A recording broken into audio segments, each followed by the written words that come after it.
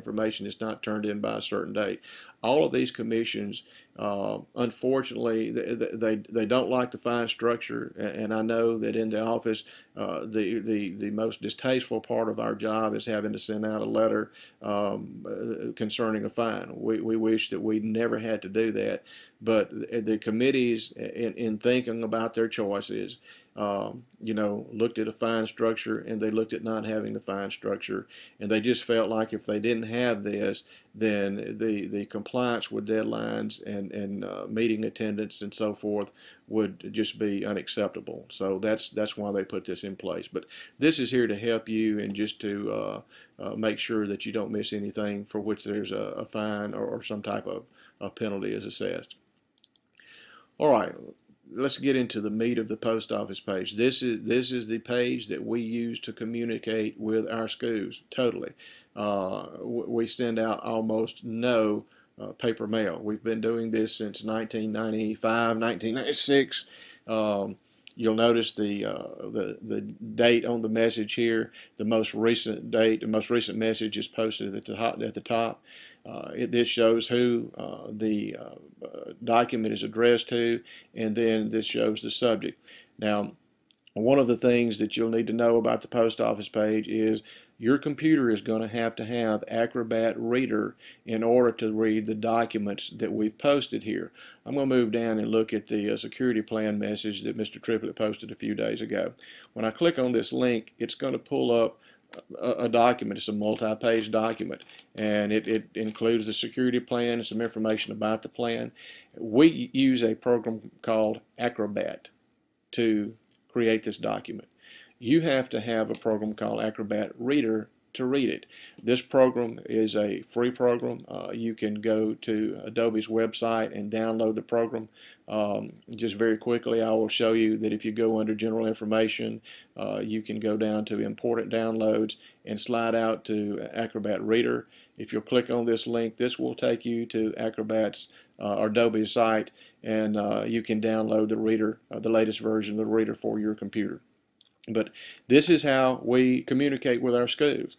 Now, this, at the time that I'm making this video, fortunately, is a time when we have had a number of postings that say messages from schools. You need to know a couple of things about this. This is our way of putting together a document, so if your school has some lockers that they want to sell, if your school is looking for 2 or 3 teams to play in a tournament, if your school unfortunately has lost a student or a staff member, we can let our other member schools know through this document. So if you, and we'll take a look at the document, if you will glance here, you'll see that at the time that I was making this video, we had a school that was had some books that they were wanting to sell.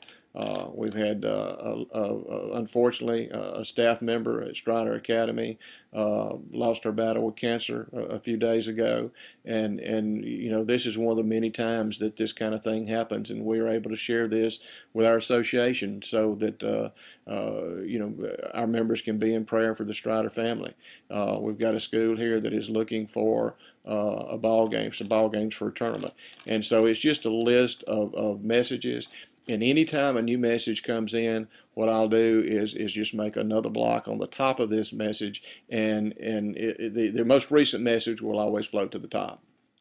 So as you look at the post office page, if this is something that just doesn't interest you, you do not have to look at this. Messages from schools is going to be something that comes from member schools and not from our office. And this is something, as you can see, is addressed to the whole MAIS family. All right, one other thing that I would mention about the post office page, it looks a lot like a page that is called the bulletin board. Now, I'm going to go back to our home page, and I'm going to show you what the home page looks like, and you'll notice in the bottom right the bulletin board page. I'm going to click on that link, and then just let's look at that. You'll see that this page looks very much like the page we just left. But this page is basically for patrons. There's some things that are not going to be here. And as a usual thing, one of the things that we try to keep from happening is anytime that let's say that we've got a committee, a meeting, and in that committee meeting, one of the items of business had to be discipline to one of the member schools in some kind of way. That's not something that we want to get out necessarily into the public. We want our member schools to be able to see that, but we don't want everybody to, we don't want to air our dirty laundry, so to speak. And so that's the kind of thing that would not be posted here. Another example would be a listing of all-star players. As many of you can understand, if you're a coach and you're still in the playoffs, it can cause some controversy if some of your players find out who is on the All-Star team while you're still playing. It might cause some hard feelings if some of the players found out that they didn't make the team. And so we do the best that we can do as far as keeping that knowledge private as long as we can. And so we don't mind posting that to the member schools so they can tell their players, if they're not in the playoffs, go ahead and tell their players who made the team. But we don't necessarily want that to hit the papers until after the playoffs are finished. So those are just a couple of examples of things that we would not want to show up on this page. So the bulletin board page is public. There'll be brackets on here. There'll be all kind of things that you find here that the public can see.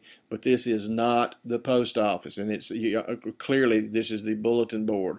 So please don't bookmark this page and check it every day. That's not the page you need to check. You need to check the post office page, and I would suggest to you that when you the first time, if you haven't done this, when you go in to log in and go back to the page, and I'll just real quickly do that again. I would try to avoid doing this every day. All you have to do is once you submit and gain access, all you have to do is just bookmark this page or add this page to your favorites. Every browser is a little bit different, but what I'm going to do is just go up to bookmarks and just drag down to add bookmark. And what it'll do, it will let me add that bookmark to my browser. And so instead of going through the password process, I could just go straight to this. There are other things that you can do, and I'm not going to get into these. You can get somebody that is familiar with computers at your school. You could set this page up to be your home page if you wanted to. The reason I'm not going to get into it is it's different on every browser. So I'm using Safari on a Macintosh, and some of you are going to be using Firefox. Some of you are going to be using Internet Explorer. It's going to be different, but this page does refresh itself every 3 minutes or every 5 minutes. And I know some of our schools, they just leave the page up all day. You want to be sure that you check it at least once a day, at least once. I would strongly suggest you check it at least twice, but at least once. And my time would be somewhere around 8:30. That would give us time if we came in and needed to post something real quickly. We could get it done before you had a chance to check it. But just to make sure you didn't miss something, I would check around noon as well. But this is our line of communication, and it has worked out very well for us. It has saved the association a great deal of money.